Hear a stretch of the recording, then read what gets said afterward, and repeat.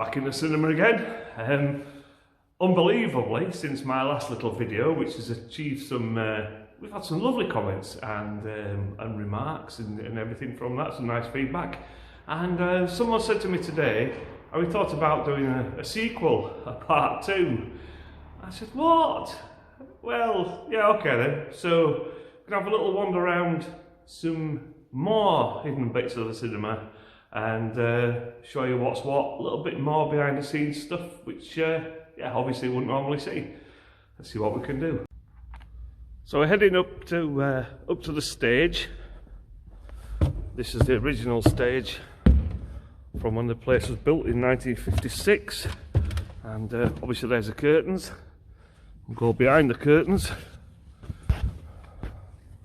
and up there is the motor and the mechanism for opening the curtains, which I'm just going to operate. So that's the winch that's actually pulling up on those wires right up to the top, and lo and behold, the curtains are opening. So now I can walk out onto the stage. There's the screen, there's the auditorium. One thing you might not know, I don't know if you can see that on there. Oh yes, you can. The screen is actually, this one is a silver screen, and it's full of small holes, tiny little holes from top to bottom. Every cinema screen's the same. I'll show you why in a minute. This screen is 12.5 meters wide, 5.5 meters tall, so it's quite a big one. I'll show you what's behind it. So this is behind the screen, a little bit more difficult than I thought it might be. These are the speakers. You can see one over there. Essentially, this cabinet here is a JBL cabinet. Inside there are two 15-inch loudspeakers, which look a little bit like that. They're 15-inch in diameter, and then on the top is a horn which delivers the high frequencies. And then down there is sub bass. That's got two 18-inch bass drivers inside it. And again, from behind the screen, you can see the holes. If I just turn the light off on here. So I've turned the light off on the camera, and we're now actually looking through the screen. It's really difficult to get this right, but you can see the auditorium, you can see the seats. I'm stood behind the screen now, looking out at the audience. A little bit strange, something you wouldn't normally see. Down in the basement again, this is next to the boiler house. This is the plenum fan.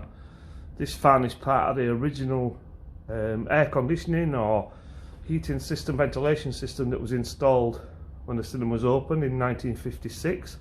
This fan is in constant use when the cinema is open. Draws fresh air in from the outside. It blows it along through a preheater battery. At the moment you can see it's very cold. What we're showing there, it's in Fahrenheit. It sort of gives the age of the system away, about 55 Fahrenheit. It goes through a series of heater batteries.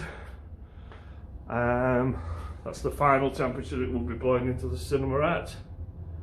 And then it comes out of the grills under the stage. I'll show you those grills in a second. But this is a plant that we use every day, and you can see from the controls just what kind of age they are. It's like something off a ship, but it does work a treat. I'll give it a start. You should be able to hear it go.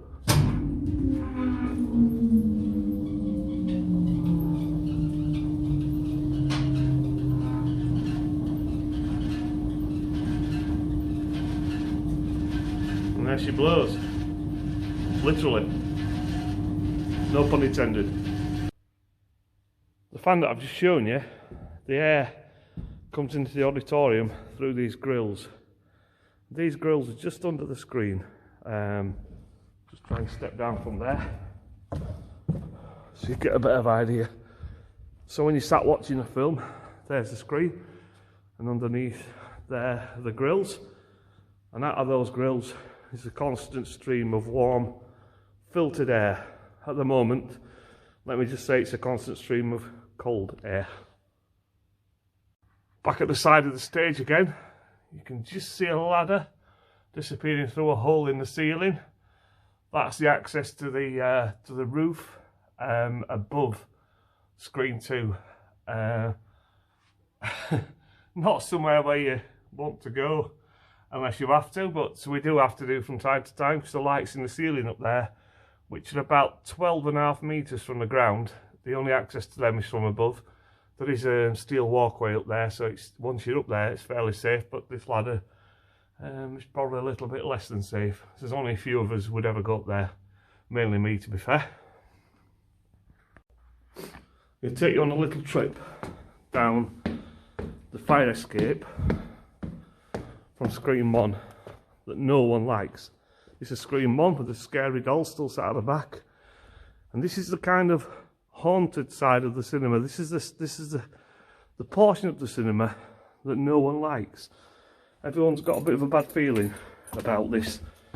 So this exit goes down. Got a bit of an unusual smell to it, always has an unusual smell. Just this area here, looking down, that's the final exit, and staff tend to run down to take the locks off, put the locks back on the end of the night and run back. Don't know why, don't know what it is, but everyone's got the same opinion of this corner of the building. And you can sort of work out where we are now, back into the screen. I'm being very brave there because I'm in there on my own. We're inside one of the many voids in this building. So this is above the foyer in Scream 1. That's one of the light fittings. There's another one over there. It's actually above the ceiling. Obviously I'm walking on a girder. There's no timber in this building. Everything is supported on metal girders. A bit like the monstrosity being built over the road at the moment. This was built in 55, 56, and everything was built from steel. So this is the underside of one of the steps. There's another one, and so on and so on. Ductwork here is part of the extract ducting, but you can't actually see from here, but you can actually get quite a way from inside here. There's some drops and some very steep drops as well. I'm trying to hold the camera and basically walk along a tightrope at the same time. But you get the feel for just how much space there is. Kind of wasted, if you like. There's a hell of a lot of space. Down there is a really deep drop that essentially drops all the way down and all the way up. Can't really get to that very easily. We'll make a try. If you had a crash, it's me falling. So that's looking down, and again you can get all the way up as well. Lots and lots of ducting, lots of cables, lots of pipes. As you can see, it's quite a big place. Quite a big place indeed. Ironically, just found this in one of the voids. And if you've seen 28 days later, 28 weeks later, very apt, to be fair, with what's going on at the moment. So yeah, just found that in one of the voids. This must be from, very obviously, Odeon stuff. There's a lot of old Odeon stuff around in this building, as it was an Odeon for a good number of years. Not surprising. 28 weeks later. There's another void door. That one's screwed shut. That's where we keep the monster, so we can't be letting him out today. And this is another scary little exit. Kind of from the staff area, dropping down to one of the main exits. Again, just a bit creepy, to be honest.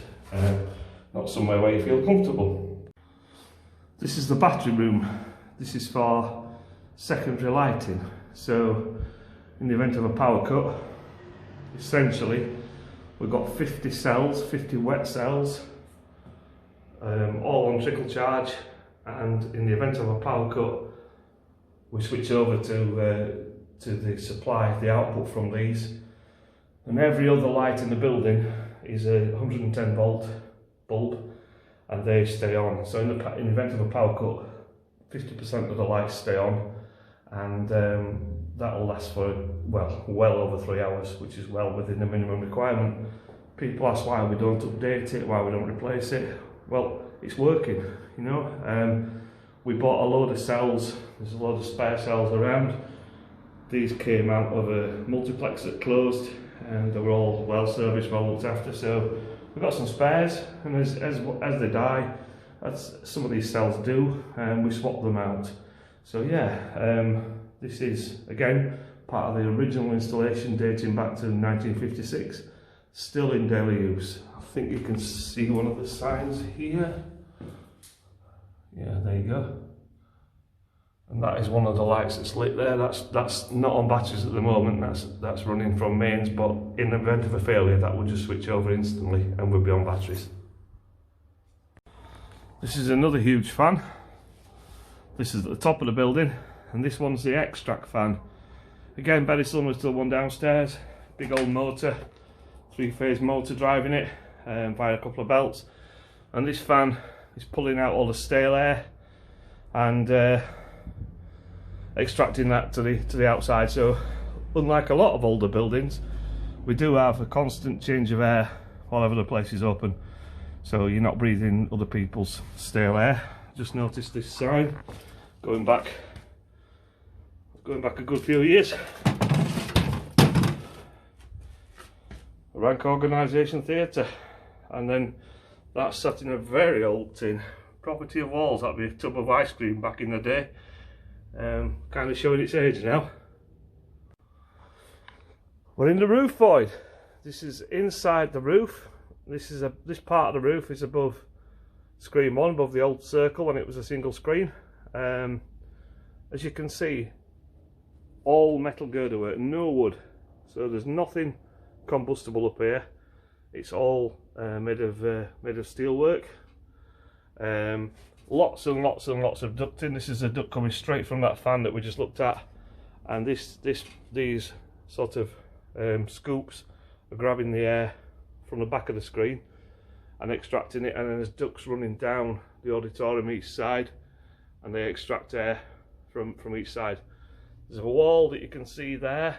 That isn't the end of the void. That's the wall that was built to split the stalls in the circle in 1980. So that's the wall behind the screen in screen 1, and they built the wall right up to the roof as a firewall and also for soundproofing. There's a tiny little hatch in the corner that you can get through to get into the front bit, or you go up the ladder that I showed you earlier from backstage.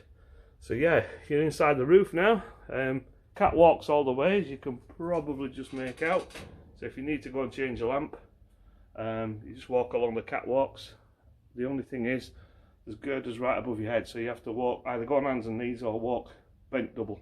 But this is how we get up. This is where we change the lamps, and any other bits and pieces we need to get to, we can do from up here. We're in the projection room with screen 2 now. This is the one where we show digital film from this thing. It's very much like the one upstairs.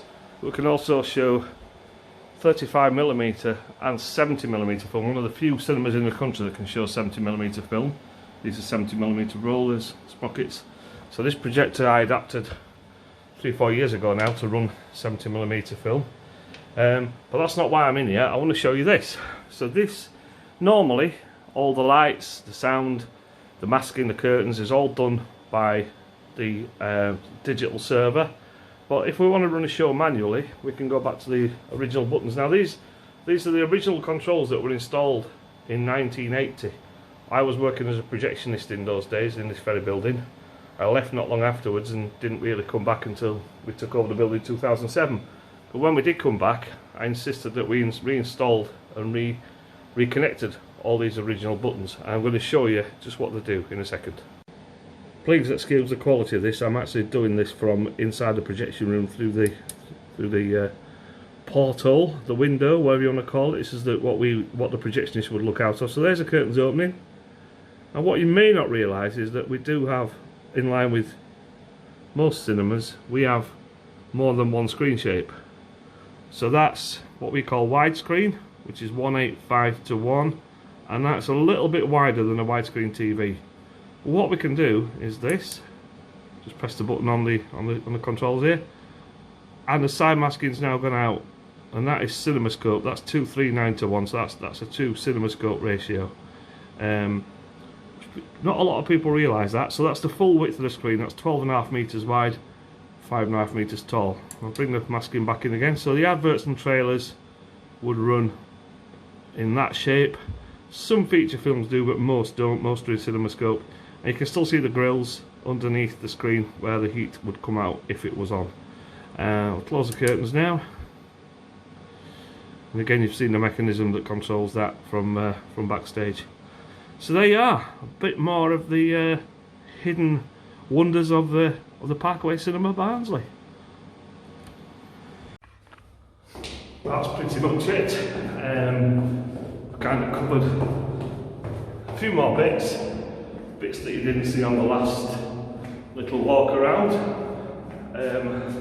Hope you enjoy what you've seen. Just a bit of fun, really. And it just gives me something to do while I'm in here. I'm supposed to be doing a bit of work, sorting out seats and paint, as I said before, but at this moment in time, it just doesn't seem right to be doing that while we're on lockdown. But I will be in here most days, checking on the place. We're still sorting a few bits of paperwork out. As I said last time, the staff are all staying employed, so we're just in the process of making sure everyone's looked after and paid. I just find that banner a little bit ironic. No time to die. How true is that?